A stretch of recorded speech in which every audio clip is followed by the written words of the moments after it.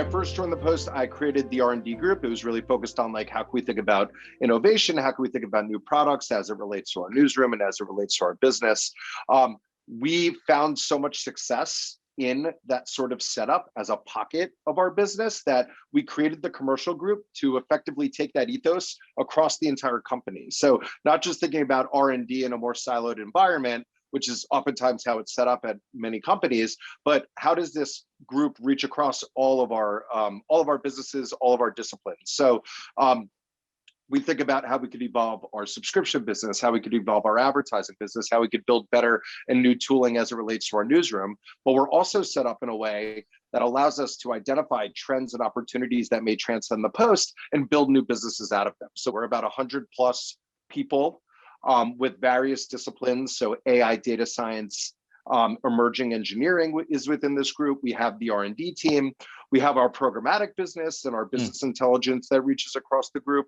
We have sales teams. We have business development teams. We have product teams. So it's really like kind of a company within a company with the remit of trying to continue to push every element of what we do forward, especially as it relates to our business, leveraging the Post as kind of a like alpha breeding ground of innovation per se that we could then open up and give to brands, give to publishing partners, and be somewhat influential to how other media companies or emerging creators should be thinking about their business. What I really always love talking to you about is because wherever you go, you're kind of looking to blow things up in a good way, and I like that. And so these silos. You came in, you kind of blew some up, you kind of merged some together.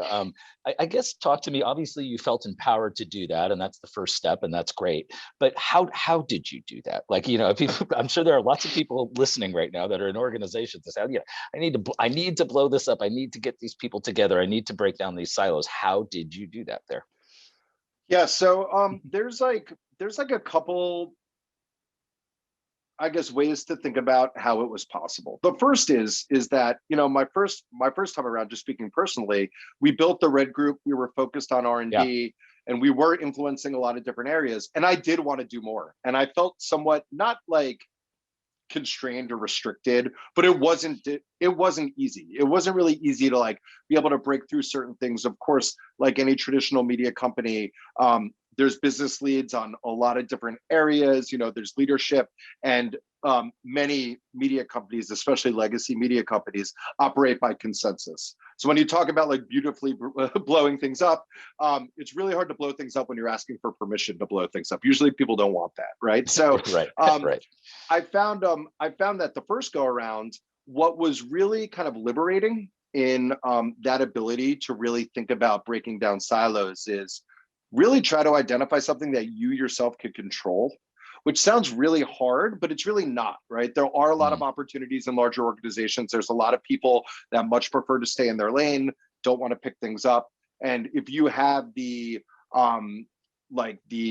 personality and willingness to kind of step into new terrain, there are a lot of things and opportunities that are there that you yourself can control. And if you yourself can control it, there's way less barrier to entry. You can start doing things, you could execute things, and then everyone around you is like, wow, that was great. How do we start to get involved? And you start to build a reputation for being able to not just want to change things, but actually effectively change things. And were you, oh no, go ahead, please finish. Oh no, I was just gonna end with like this time, or like coming back to the Post, the company,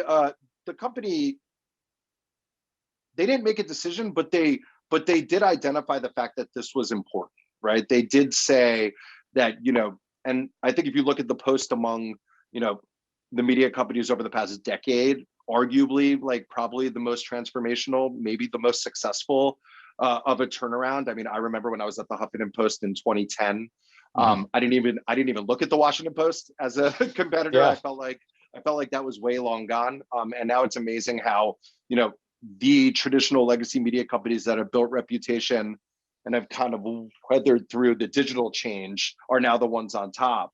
But there was a decision, right? I think the Post is very forward in their thinking. They understand the elements of having to disrupt yourselves and how to kind of set things up in order to do that. And the creation of the commercial team was basically an admission and an investment in saying, okay, let's see what we could do working across teams. Let's give the tools and utility within this group to be able to work with other teams and see like what could be developed and what could come out of it. So I'd say like it's definitely not easy. It takes a lot of grit.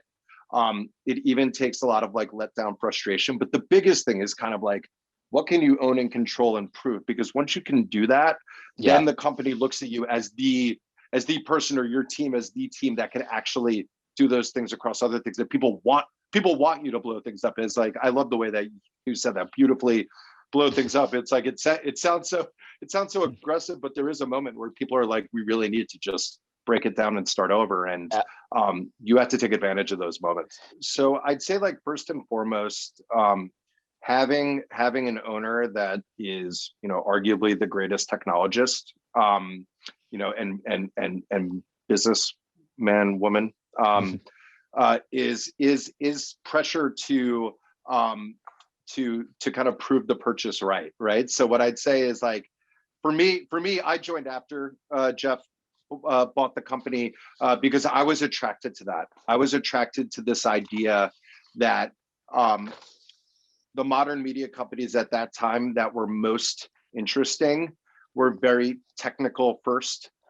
They recruited very great engineering teams, and they really thought about product and putting that on the forefront. But they lacked reputation, right? Mainly just because of tenure. It's like, if you're only a 5-year-old media company, how much reputation can you accrue versus an 85, 90, 100-year-old media company that has gone through and done so much for society? And what I saw with the opportunity of Jeff, Bezos buying the Washington Post, and what that really meant was like, now you have a technology company, like owned by one of the greatest technologists with the reputation of a legacy brand. What magic could be done there? And I'd say there's like so many, depending on who you ask, there's so many amazing things that Jeff Bezos has brought to the table, and like, one of which for me, as someone who runs engineering teams and thinks about tech, is talent. Right? Like, the idea that, oh yeah, Washington Post says they're a tech company and they build businesses and do all these different things, but are they really? And I think you've seen over the years that by way of having an owner like Jeff, we've been able to attract talent from top platform companies and places and people that would otherwise go elsewhere. That's great. Like, one very practical thing that has been amazing over the years is the Jeff Bezos memo philosophy. So if you've read about a lot of kind of the Amazon culture, it is a memo meeting culture, which is really interesting. Like every week or whatever the cadence is when you meet, everyone is encouraged to work out their thought or whatever they're going to discuss in a memo.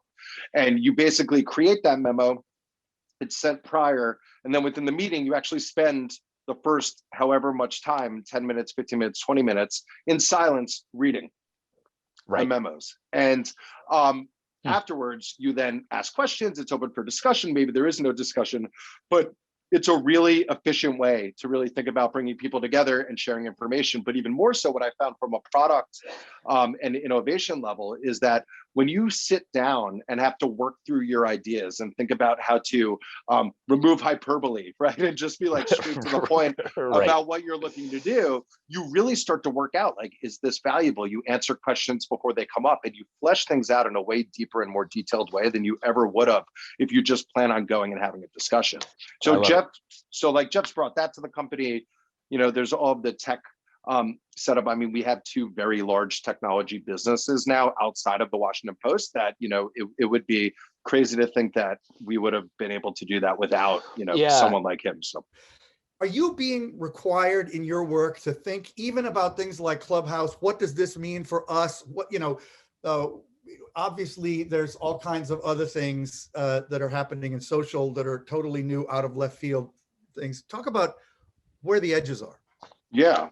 So we originally kind of set up our group to really identify and have a POV on those sort of things. It's funny, like a year ago, or not a year ago, that's impossible, but like 7 months ago, and I've never shared this, but like 7 months ago, I proposed that we at WAPO create our own sort of Clubhouse-like application, not Clubhouse literally, but I was early on Clubhouse. I was able to see what the community was offering. I thought it was very interesting to be able to have that access. And we at the Post always think about, like, what are different subscriber benefits we can give to people who subscribe. But I thought, wow, what would be really cool is if there's a way to be able to maybe tap in, like if you're a subscriber and hear the story behind a story from one of the journalists, or journalists give exclusive interviews with politicians or someone that would be a maybe top of success. mind.